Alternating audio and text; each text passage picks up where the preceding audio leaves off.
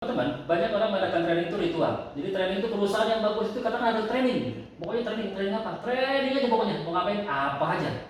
Tapi ingat, training itu sifatnya bukan want, tetapi kebutuhan.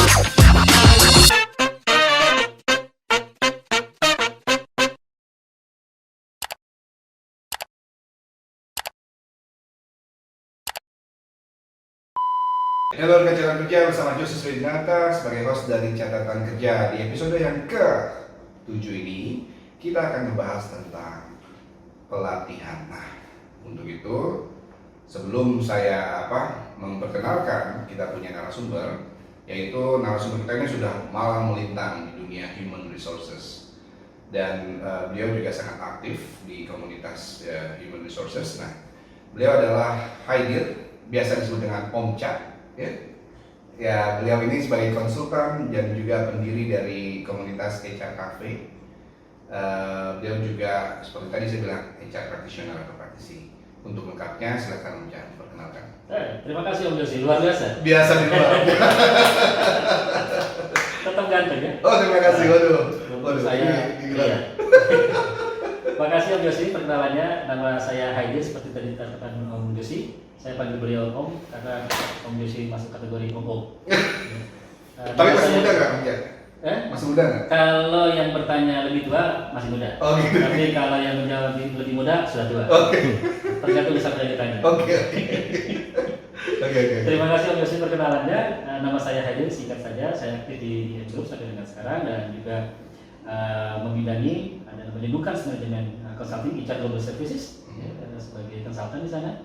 Salah satu pendiri dan juga CEO di Dukan HR Global Services. Sampai saat ini masih aktif sampai dengan sekarang. Itu singkat dengan HRK juga ada. Teman-teman kalau ingin bergabung dengan HRK juga bisa. Itu HR community. Om Yosi jadi di sana kalau di sana. Iya. Pernah menjadi salah satu pembicara dan sering kerap menjadi pembicara di HR Cafe. Oke, buat rekan catatan kerja, kalau mau nanti gabung, nanti lihat aja di akhir episode ini bagaimana untuk bergabung di HR Cafe. Dan juga seperti saya bilang, episode ini juga disponsori oleh konsultannya Om Haidir ini. Luar biasa. Biasa di luar lagi. Oke, Om Cha silakan. Dipilih, ada 2 huruf. Mau pilih mana? Karena di huruf ini ada pertanyaan. Oke, C. Saya baca. C. Karena dari Haidir. Mantap. Oke, pertanyaannya dari C ya. Coba sebutkan kenapa pelatihan walaupun sudah dilatih karyawan tetap gagal. Hal-hal apa aja? Coba sebutkan hal apa aja. Ada minimum? Nggak harus. Nggak ada. Nggak ada. Poin utama. Poin utama. Tidak sesuai goals. Yang kedua, yang diajak training nggak tahu. Yang diajak training nggak tahu. Nah, nggak tahu mau ngapain training. Oke. Nah ini menarik. Jadi ada 2 hal. Ada 2 hal. Tadi poin apa? Goals. Goals. Ya. Nah, yang pertama kan tidak sesuai goals. Kedua yang diajak training tidak tahu. Berarti cuma 2 poin. Ada lagi. Cukup dulu. Itu dulu. Oke. Nah, coba sebutkan yang pertama. Kenapa nggak sesuai goal? Oke. Apa sampai tidak sesuai goal? Nah, teman-teman, banyak orang mengatakan training itu ritual. Jadi training itu perusahaan yang bagus itu kadang ada training. Pokoknya training apa? Training aja pokoknya. Mau ngapain apa aja. Tapi ingat, training itu sifatnya bukan want, tetapi kebutuhan. Jadi sejauh mana Anda tahu kebutuhan Anda akan tahu apa yang harus Anda lakukan. Nah, jadi jangan lakukan pelatihan itu ritual. Walaupun itu bagus, tetapi ritualnya bagaimana? Yang memiliki tujuan. Sama tadi seorang juga begitu. Okay. Kalau misalkan orang punya tujuan, nanti ritual doang. Yang penting sudah dilakukan, selesai KPI tercapai. Jadi hanya ngejar KPI itu dalam tanda kutip, tapi tidak tahu mau kemana arahnya. Oke. Nah, itu bagaimana kita bisa tahu ini kebutuhan training kita? Apa yang Anda mau sebenarnya? Mau kemana bergerak, mana perusahaan yang mesti dituju, dari sana akan muncul kebutuhan. Contoh misalnya ini, kalau kita mau ke Pondok Indah, dari rumah mau ke Pondok Indah, ya, itu kan keinginan kita. Goalsnya kan pengen Pondok Indah. Nah, di Pondok Indah kita pengen belajar sesuatu. Pondok Indah mau ya. Kebutuhan apa yang harus kita peroleh agar sampai ke Pondok Indah? Kebutuhan apa? Ya, pasti kita nyari mobil Numpang orang, naik angkot, konsultasi, lebih naik sepeda, lebih detail ya. Yes, gitu kan, naik motor. Kebutuhan ini Jaraknya. betul ada jarak yang ditempuh berapa lama. Nah, kebutuhan ini harus dilihat jam berapa sampai di Mall Pondok Indah.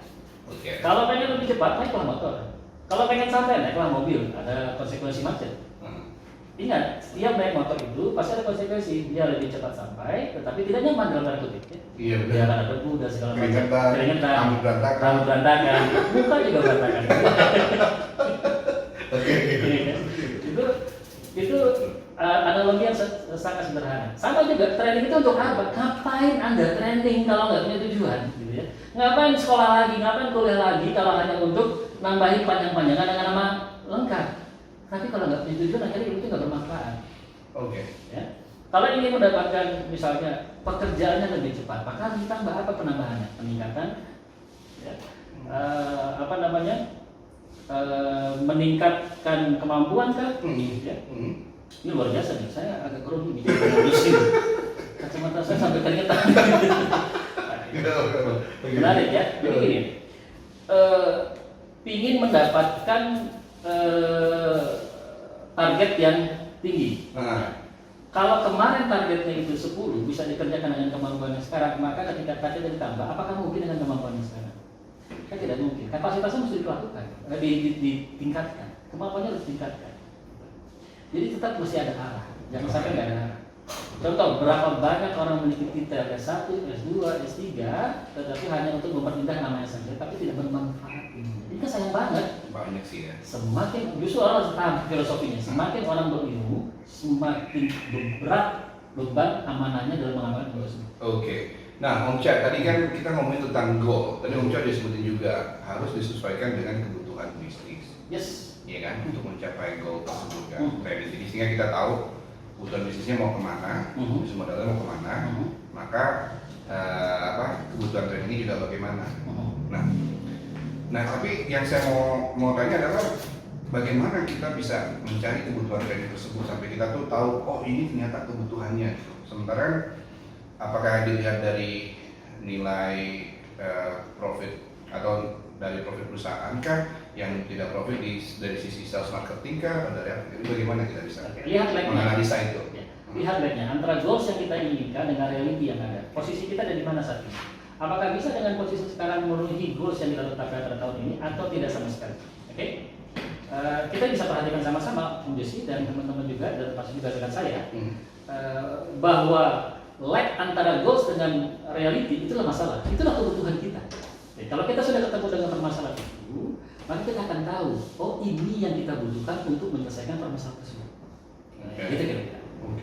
Misalnya gini, untuk bisa melakukan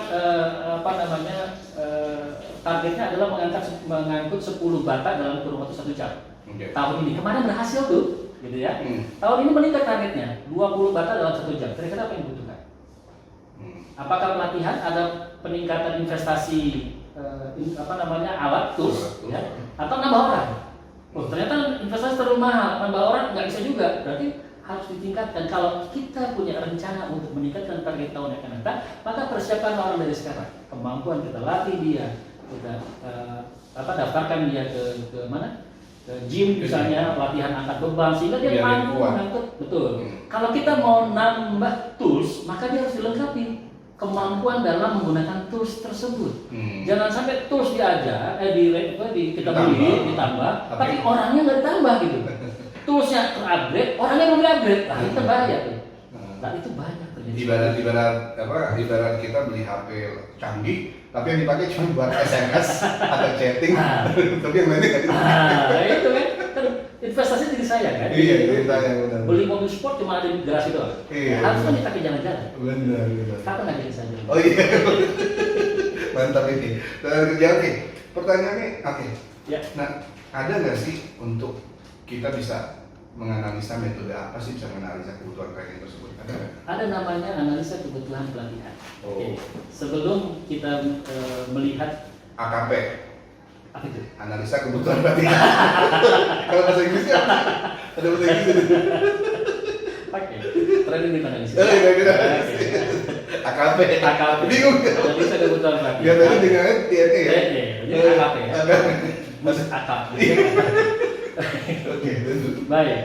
eh, tetapkan dulu goals yang mau kita capai apa, kemudian ketahui kemampuan kita saat ini seperti apa. Itu sudah 2 ya. Yang ketiga adalah sesuaikan. Oke, kalau kebutuhan sudah diketahui, dia bobotnya ada di mana. Kalau dia level staff, level supervisor, level manager misalnya, mungkin memiliki kemampuan atau kompetensi yang sama. Nah, namun bobot mereka berbeda-beda. Ingat, kompetensi itu adalah knowledge. Yeah. Nah, kemampuan pengetahuan untuk melakukan pekerjaan itu namanya kompetensi. Nah, melakukan pekerjaan, mampu mendeliver pekerjaan itu namanya capability. Capability. Jadi kalau kita bilang adalah kompetensi dari informasi dari luar masuk ke dalam, outside to inside. Okay. Kita tahu pengetahuannya seperti apa, teorinya bagaimana, cara membacanya seperti apa, kemudian kemampuan untuk melakukan pekerjaan berdasarkan pengetahuan yang dimiliki itu namanya capability. That's why maka kalau orang yang bisa melakukan itu dia capable. Nah, capability itu inside to outside. Jadi pengetahuan yang ada di dalam itu dikeluarkan. Gitu ya, keluar. Itu nanti capability. Jadi kompetensi plus capability performance. Oke, jadi dari luar masukin ke dalam, udah di dalam dikeluarin lagi. Dikeluarin lagi. Yang tadi masukin ke dalam adalah disebut dengan kompetensi. Yes. Ya kan? Diolah, ya kan? Menjadi sebuah apa tadi?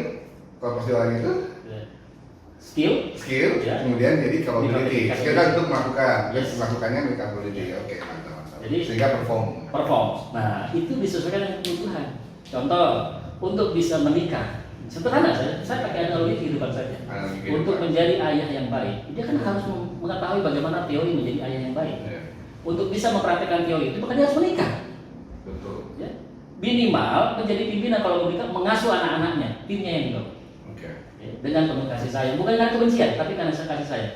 Kita marah bukan karena benci, tapi karena sayang dengan dia, maka kita pedulikan. Nah, tapi diarahkan, di guidance. Maka dia ada nama sekolah parenting school. Wah, mantap nih Om Cak. Rekan catatan kerja, kita udah bicara satu poin tadi terkait dengan goal. Kan poin pertama adalah goal. Poin kedua tadi apa? Ada 2 poin kan? Kenapa pelatihan itu gagal? Karena dia nggak tahu. Karena dia nggak tahu. Nggak tahu karena nggak dikasih tahu. Baca. Saya mau bilang begini ya. Berdasarkan pengalaman, banyak orang atau tim yang diajak training itu nggak tahu sebabnya kenapa saya disuruh training. Ya. Itu terjadi banyak berhubungan dari poin pertama dong berarti. Iya. Karena dari awalnya sih terus manajemen juga tidak bisa menganalisa kebutuhan. Nah, ini sehingga lo ikut aja training. Proses itu ada komunikasi yang tidak jalan, perencanaan yang tidak jalan. Jadi gini, yang tahu bahwa saya butuh tenaga ahli adalah saya. Tapi siapa orang yang harus memenuhi tenaga tersebut? Tim saya. Tim saya tahu nggak bahwa dia nggak tahu? Tim saya tahu nggak bahwa dia tahu? Yang terjadi adalah lu ikut aja. Ngapain Pak? Udah ikut aja. Tapi gak di drive, nggak ada brief, nggak ada alasan kenapa dia harus ikut. Sebab kalau dia nggak punya catatan, tidak punya catatan, nggak punya kompetensinya, tidak ada kamus kompetensinya, dia nggak punya dasar kenapa orang itu yang disuruh. Betul. Lalu dia akan terjadi gagap gagap komunikasi atau koordinasi dengan timnya. Kenapa dia yang saya suruh, kenapa nggak orang lain? Apakah dia punya kekurangan? Contoh misalnya, Anda harus ikut, contoh Om Josi harus ikuti komunikasi skill ya. Kenapa saya? Sementara ini apakah ada masalah dengan komunikasi saya? Iya. Kalau iya catatannya apa? Nggak ada, karena tidak ada penilaian yang akhir tahun. Gitu. Karena padahal pada saat penilaian akhir tahun itu akan muncul kan, apakah Om Josi itu berhasil atau tidak dalam melakukan pekerjaan, atau tidak sama sekali dalam melakukan pekerjaan, atau kurang. Nah, karena kan akan berdampak kepada hasil kerja. Hasil kerja, saya sebagai atasan memiliki tanggung jawab penuh. Nah, ini yang jadi permasalahan. Apalagi zaman sekarang penilaian gak hanya akhir tahun ya. Betul. Ada yang quarterly, tempat 3 saya bulan, per 6 bulan. Yes. Ada yang bahkan 2 mingguan atau per semingguan. Tergantung dari mungkin feedbacknya kali checking. Mungkin, tapi kalau maksudnya Om Cak, per tahun tuh kalau seandainya keseluruhannya di review gitu. Tempat saya quarterly. Nah, Jadi beda-beda memang. Kenapa saya bilang 1 tahun itu? Karena common-nya ya. 1 tahun fiskal. Common rider ya. Iya.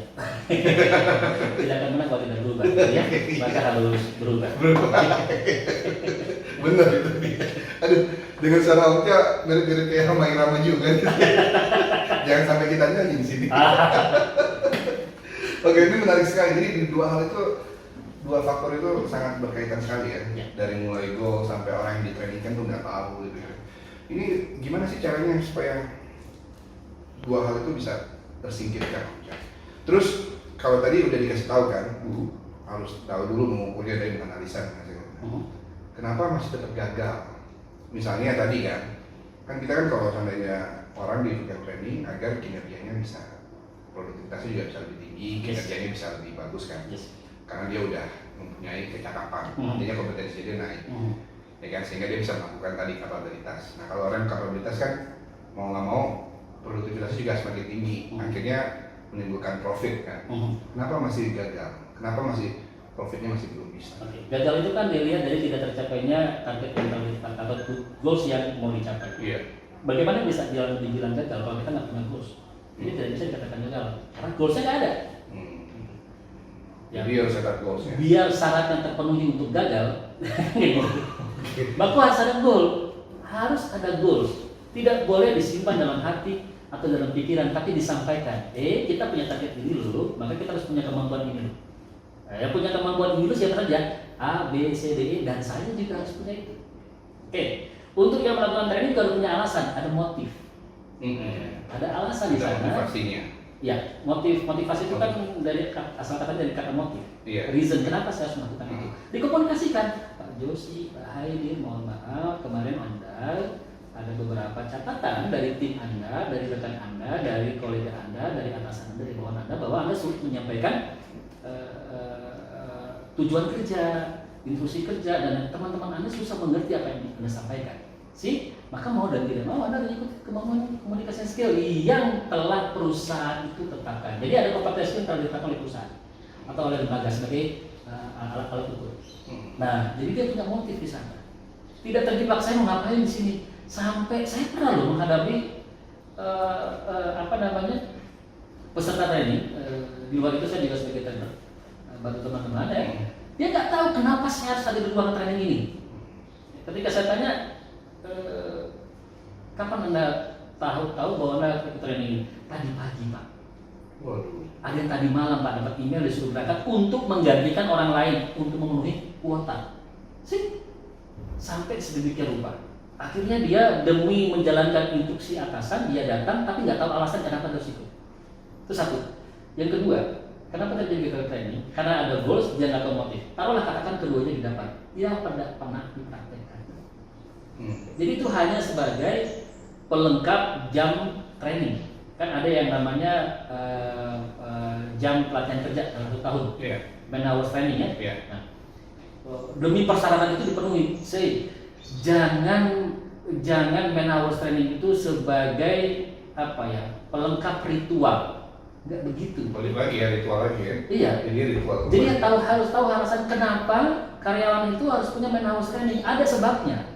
Kalau kita tidak fokus di situ, maka akan mengeluarkan investasi yang sia-sia, menguap begitu saja. Maka bilang, ngapain training? Akhirnya training disalahin. Ngapain training? Training buang uang saja. Buat apa? Lihat tuh, udah bermiliar-miliar saya keluarin tuh buat karyawan saya 2 tahun saya keluarin 3 miliar. Nggak jadi apa-apa, perusahaan nggak menjalinkan. Bukan berarti orang setelah itu training kemudian gagal setelah itu training. Bukan itu maksudnya. Apa yang telah dipelajari itu harus dipraktekkan. Bukan diingat saja, tapi dipraktekkan. Bagaimana cara mengingatnya? Sampaikan ke orang lain. Maka di tim saya, ketika dia sudah mendapatkan training, wajib hukumnya sharing ke teman-temannya yang dia ikut training. Jadi dibikin catatan tuh. Dia bikin catatan, dia presentasi lagi apa yang sudah disampaikan oleh teman-temannya atau instrukturnya disampaikan. Kemudian dijadikan habit. Maka dalam Kirk Patrick 4 evolusi training itu, yang pertama ada reaksi, yang kedua habit.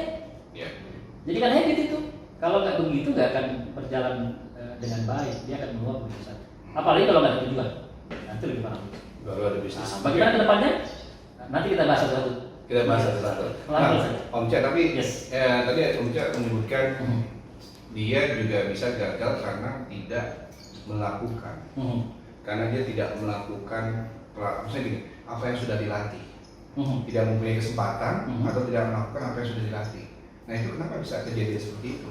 Seharusnya kan kalau kita membuat karyawan untuk ikut training, artinya kan ada kebutuhan yang akan dilakukan nanti setelah training. Ya, kalau dia buat goals, yes. Nah, tapi itu ada yang kayak gitu tadi. Ada. Kenapa dia udah ikut training tapi dia malah nggak melakukan itu? Ada Tidak ada goalsnya, kesempatan atau apa? ada alasannya. Dan kedua masih ada, kok masih gagal juga gitu ya. Ada goalsnya, ada alasannya, kok masih gagal. Nah, alasannya adalah dia tidak dipraktekkan. Jadi training itu hanya untuk dia, bukan untuk bisnis. Oke. Itu satu. Yang kedua, ya, tidak ada kesempatan. Setuju dengan Om katakan, tidak ada kesempatan. Jadi satu part saja, ketika training itu untuk seluruh part, seluruh bagian, hanya dia yang training, kan nggak bisa. Yang lain juga harus dibangun. Contoh, kalau misalnya itu berkaitan dengan leadership, maka leadership itu juga berbicara bukan hanya untuk dirinya, tapi juga untuk atasannya dan bawahannya atau peer-nya juga. Itu dua. Yang ketiga, tidak diinternalisasi di dalam pekerjaan, jadi tidak dinilai. Oh, itu menarik. Berarti harus ada internalisasi. Iya. Penilaian harus ada. Iya. Berarti kan harus ada yang Lihat, kan sebabnya, kenapa dia butuh pelatihan? Karena ada lag untuk ada apa namanya ya? Ada lag, ada masalah, ada gap antara kebutuhan dengan kenyataan. Dia tidak memenuhi kebutuhan tersebut, kenyataannya kurang. Contoh, kebutuhannya ada 5, dia hanya mendapatkan poin 2. Berarti gapnya 3. Oke. Pelatihan itu disesuaikan dengan kebutuhannya dia. Satu ya. Kebutuhan ini tidak dipraktekkan di lapangan. Itu satu. Yang kedua, metode pelatihannya tidak sesuai atau kurang sesuai. Kan orang itu belajar memiliki 3 modalitas belajar: audio, visual, kinestetik. Iya. Ya. Ada yang cuma mendengarkan dia sudah paham, ada yang harus melihat, ada yang merasakan dan lain-lainnya. Nah, pada saat melakukan pelatihan, orang tahunya pelatihan menurut Josi apa saja? Maksudnya? Ngapain pelatihan? Pasti bentuk pelatihan itu kayak gimana? Di kelas? Di kelas banyak, ada yang bisa di kelas, ada juga tergantung dari ininya apa? Tergantung dari jenis pelatihannya. Misalnya kalau pelatihannya teknis atau non teknis, kalau teknis kita harus langsung dengan alat atau apa, baik di lapangan, dalam kelas atau apa. Orang suka keliru ketika melihat pelatihan itu taunya kelas. Kayak kita sekolah, kayak kita kuliah, taunya itu. Padahal enggak, mentoring itu bagian dari pelatihan. Coaching itu juga bagian dari pelatihan. Betul. Paperwork itu juga bagian dari pelatihan. Wah, mantap. Kemudian project itu juga bagian dari pelatihan. Tandem juga bagian dari pelatihan. Lalu mana yang paling efektif? Ingat, bicara efektif. Efektif itu berkorelasi, bukan berkorelasi. Fokusnya to goals. To goals ya. Kalau efisien itu fokusnya to way. Method. Mana yang paling praktis sampai ke goals? Kalau coaching lebih praktis, go ahead, dia cocok di sana. Tapi kalau dia banyak pengetahuannya yang nggak tahu, bagaimana cara melakukannya dia nggak paham, maka mau dan tidak mau harus bikin workshop. Teknisnya. Kalau dia sudah tahu teknis, cuman dia kayaknya ada part-part kecil-kecil yang nggak tahu, mungkin bisa coaching. Nah, atau saya butuh insight baru nih, maka perlu mentoring. Nah, itu kita harus tahu tuh mentoring itu apa, coaching itu apa, kemudian metode kelas itu seperti apa, ya, workshop itu seperti apa, itu beda-beda. Emang ada metode yang terkenal nggak untuk pelatihan itu? Tidak ada yang paling efektif. Tidak ada. Disesuaikan dengan kebutuhan sekali lagi. Sama dengan leadership, tidak ada yang paling hebat. Sesuaikan dengan kondisi lapangan. Nah, itu kalau metode pembelajaran kayak misalnya ada yang saya sering baca tuh ada yang 70, 20, 10 itu apa? Oke, itu teori. Saya lupa ya. 10 di kelas, 20 mentoring atau coaching pendekatan, 70 praktek. Itu kan bagian dari itu juga yang tadi Om Cak sebutkan. Yes, metodenya. Iya. Tadi seperti ilmu yang kalian dapatkan, dia akan menjadi habit kalau dibiasakan. Akan jadi budaya dia akan jika dipraktekkan. Nah, kalau di dalam kelas itu penelitiannya adalah hanya 15 hari orang akan ingat dengan materi training yang disampaikan. 15 hari. Selebihnya menguap. Yakin nggak habis training langsung lupa ya? Habis materi kelas? Apa itu ya? Kayaknya banyak yang gitu deh. Gimana trainingnya? Seru. Materinya apa? Lucu. itu doang itu bahaya. Terus makannya banyak. Itu doang diingat. Pas tanya topiknya apa, kontennya memang Pernah melakukan survei gini. Tujuan Anda ikut training apa? Stress release. Stres. Tapi sebenarnya itu positif sih, stress release. Artinya dia training itu bagian dari dia. Tapi cuman ininya aja nih. Maksudnya dampaknya setelahnya apa gitu. Nah itu kan bahaya. Ya. Training itu investasi, bukan cost center. Dia investasi untuk melakukan yang lebih baik. Maka harus fokus, dikawal. Teman-teman yang sudah ikut training itu dikawal, bukan tanggung jawab si peserta training saja. Betul. Tapi yang memberikan mandatori itu bertanggung jawab. Dikawal setelahnya. Iya. Benar-benar harus jadi Iya. jadi ibaratnya binatangnya harus terjadi. Iya, kan begitu. Ketika masuk kelas, dia keluar, dia jawab sudah diselesaikan atau belum, sudah praktik atau belum, sudah sesuai atau belum. Kan begitu. Memiliki dampak apa enggak? Dalam evaluasi TPT training itu memiliki dampak. Paling akhir apa? Iya. Bisnis kan? Iya, Itu benar, poinnya. benar, bisnis. Harus berdampak pada bisnis. Nah, itu dia investasi. Gitu. Kalau saya kasih 10 juta harus berdampak pada bisnis loh. Gimana cara hitungnya? Ah itu teori tersendiri tuh. Nanti bukan teori ya, tapi hitungannya ada. Sendiri banyak. Jadi itu orang banyak menyatakan training itu gagal. Berarti pertama dia tidak tahu goalsnya, dia si peserta tidak tahu alasannya atau motif kenapa ikut training. Ketiga, cara atau metodenya yang belum tepat. Maka saya bilang ujung-ujungnya dulu nih, reasonnya dulu, baru tengah-tengahnya proses itu. Waduh.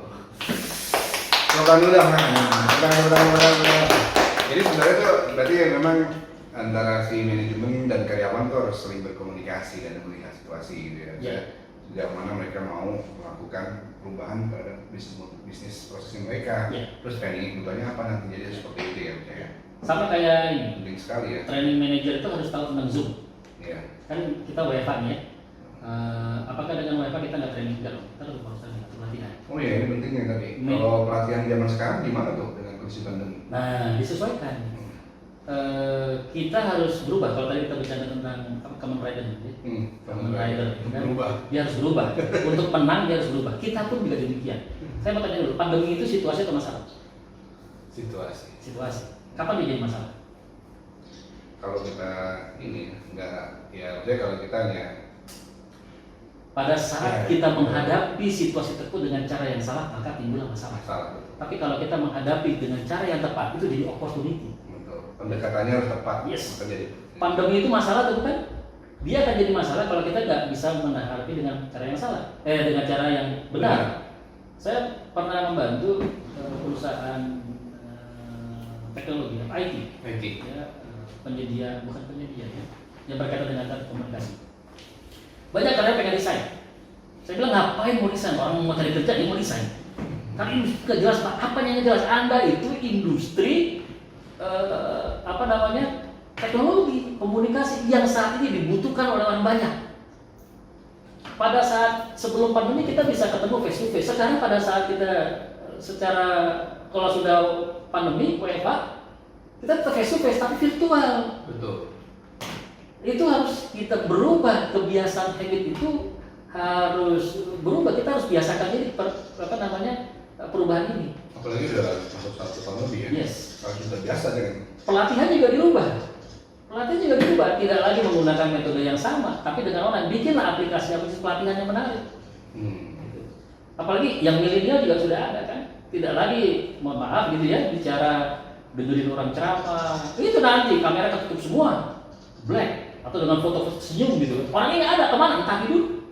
Saya pernah menemukan peserta, ini kawan saya jadi peserta, bukan saya sebagai ini kan. Dia bilang, nggak kuat bro, training kayak begini, ngantuk gue. Jadi seperti tidur, open mic, dia begini nunduk gitu kan, dia bunyi. itu Eh, open mic. eh. Waduh, kenapa tadi bilang? Dia lupa. Jadi ini kan bahaya bener gitu. Karena nggak tahu ya. Karena pakai kita Zoom itu. maka bagaimana cara menggunakan Zoom yang baik? Ikuti pelatihan ya. Ada. Apalagi Zoom ada Breakout tuh, iya. harus tahu banget. Iya. Nah, itu kan perubahan itulah yang harus kita sikapi, kita siasati, dan itu challenging. Bukan masalah tapi challenging. Jadi kita menarik, bisa ketika ada perubahan berbahagialah. Kita diajak untuk berubah. Artinya apa? Menjadi lebih baik. Wah mantap. Saya senang banget tuh. Jadi menyikapi, mendekati approach kita terhadap suatu situasi. Kalau benar akan menjadi opportunity, tapi kalau salah akan jadi masalah. Betul. Mantap ya. Yes.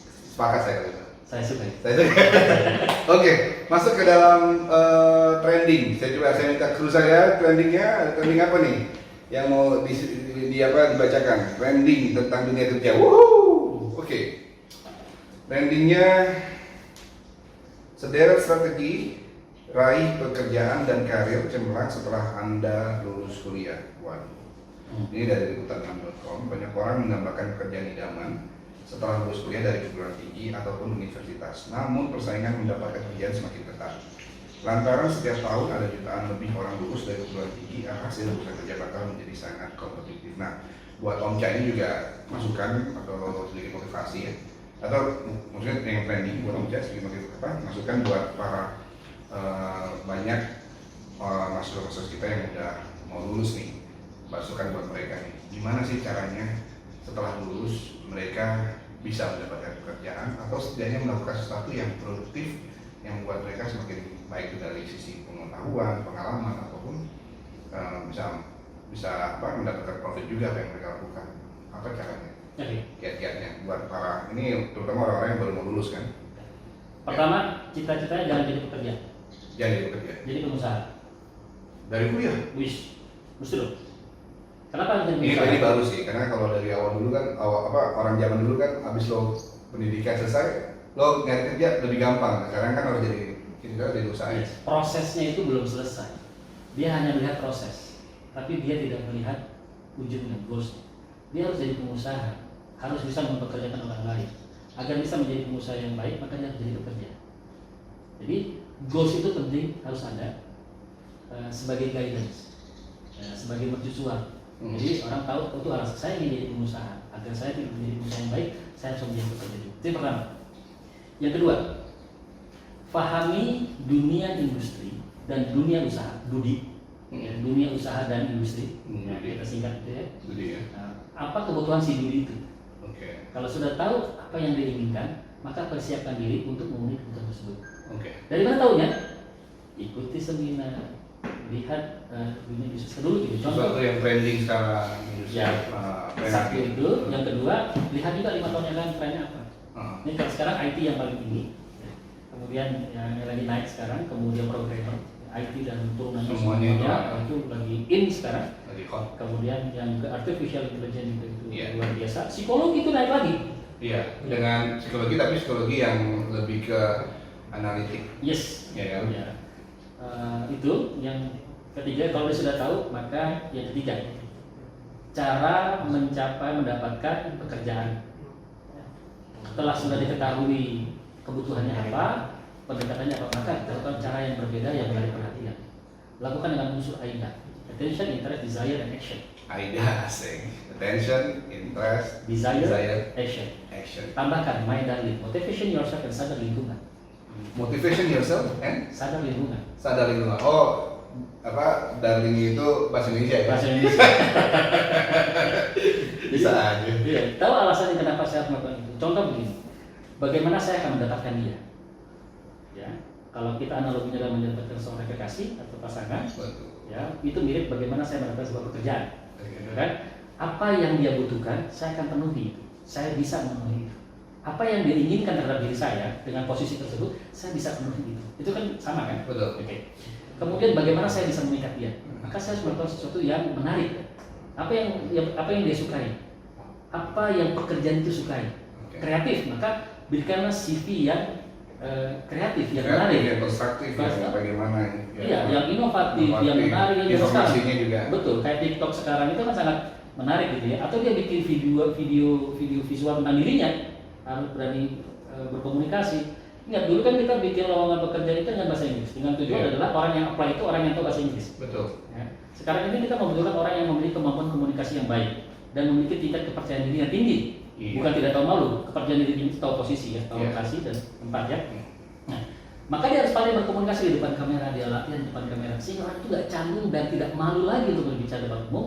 Maka bikinlah video tentang perkenalan tentang dirinya. Perkenalan tentang dirinya. Iya. Ajak orang lain, tahu kelebihan saya di sini, kekurangan saya di sini. Sebut, jangan hanya kelebihan, tapi kekurangan. Tipsnya adalah tinggikan kelebihan, kurangi kekurangan. Kurangi kekurangan. Iya. Kelebihan, kurangi kekurangan. Yes. Itu akan naik ratingnya. Itu 3. Kan sama dengan pada saat kita mengambil bagaimana pasangan itu tertarik dengan kita akan melakukan hal yang atraktif. Tadi dengan attention, berikan perhatian, pakai parfum yang baik, berikan senyum segala macam. Attention, itu orangnya baik ya. Gitu. Ketika kenalan, oh Joshi ternyata ganteng, interest. Ketika oh itu dia nanti Joshi ya. Oke, nomor pokoknya dengan desire. Oke. Kemudian gimana supaya orang itu melakukan action ke kita? Ya. Kita melakukan suatu hal misalnya lihat dia sendiri, itu kan jadi action, orang itu mau datang ke kita. Jadi unsur mata ini jalan. Nah, untuk bisa melakukan itu motivasi diri Anda bahwa kegagalan yang satu itu adalah keberhasilan di berikutnya. Itu bukan kalau kita gagal dalam mencapai goal, yang dirubah bukan goalsnya, tapi cara mencapai goal tersebut. Asik gitu. Jangan goals yang dirubah. Jangan goals gitu. Kalau kita mendapatkan Luna Maya, dan harus merubah caranya ya. yes, jadi Luna seperti Maya apa? Lo iya, jangan seperti Haidir gitu. Pasti tolak mentah-mentah. Jadi kayak bersih dong, ikutin seperti air di mana gitu. Bersih punya kotak kayak gitu, quote-nya. Ikut seperti air mengalir. Iya. Tidak, air yang mengalir itu punya tujuan. Kemana dia? Goal. Menuju tempat yang paling rendah. Iya. Gitu. Ketika Anda bicara prinsip, maka tergalau seperti batu karang. Tapi ketika Anda bicara metode, maka mengalirlah seperti arus air. Asik. Tepuk tangan lagi ya. Oke. Cak, kita banyak banget loh rekan kerja, ngobrolnya udah keren banget terkait dengan pelatihan, kenapa bisa gagal, kenapa juga akhirnya membangun, kita akhirnya jadi tahu ternyata untuk bisa sukses dalam pelatihan perusahaan itu ada keterkaitan dari manajemen dan juga karyawannya sendiri. Nah, sebelum kita masuk ke motivasi loh, Yes. Om Cak, gimana buatan kopi dulu? Kami ada kopi gajah, ya kan? Gajah. Ini kopi hitam mantap banget. Gulanya juga bisa disesuaikan dengan, jadi Om Cak kalau mau misalnya Om Cak ngerasa manis banget, itu aja dikit aja. Ya kan? Takutnya ntar yang enggak ada kena diabetes. Ya kan? Oke, baik. Kopi gajah ya. Kopi. Rasanya mantap ya. Mantap sedap. banget. Ya, buat peminum kopi kayaknya ini udah fantasi. Manisnya pas, pahitnya pas, pahitnya pas. hitamnya juga pas. Waduh. Kayak saya. Emang bintang tamu, narasumber sama ini kopi gajah nyambung lagi. Sama-sama bilang. Yang salah, jangan salah.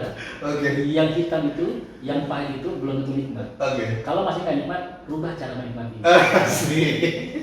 Ini orang kayak tambeng banget. Tidak selalu yang suka, ada yang suka yang manis, ada juga yang suka yang pahit. Iya. Kenikmatan itu berbeda, tapi semua orang bisa merasakan. Wih, gila.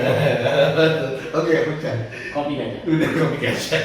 Motivasi dong buat rekan-rekan kerja. Tadi kita udah ngobrol banyak, sekarang motivasi. Satu saja, keep smiling, tetap tersenyum, ya. Tetap tersenyum, tersenyum tulus dari hati akan sampai ke hati. Jika dirimu sedang susah, tersenyumlah. Itu menunjukkan bahwa kita sedang bersabar. Jika kita sedang bahagia, tersenyumlah. Itu tandanya kita bersyukur. Berilah kebahagiaan pada orang lain dengan senyuman yang kita miliki. Senyum itu yang tulus. Senyum dari hati akan sampai ke hati. Kalau senyum dari bibir saja hanya sampai di mata dan tidak akan meresap. Jadi berbahagialah. Jika Anda ingin bahagia, bahagiakan orang lain, maka kebahagiaan itu akan kembali kepada diri kita. Keep smiling. Di episode yang ke-7 ini ya banyak sekali tepuk tangan. Kita harus akui ini episode yang banyak tepuk tangan. Artinya bikin orang gembira nih.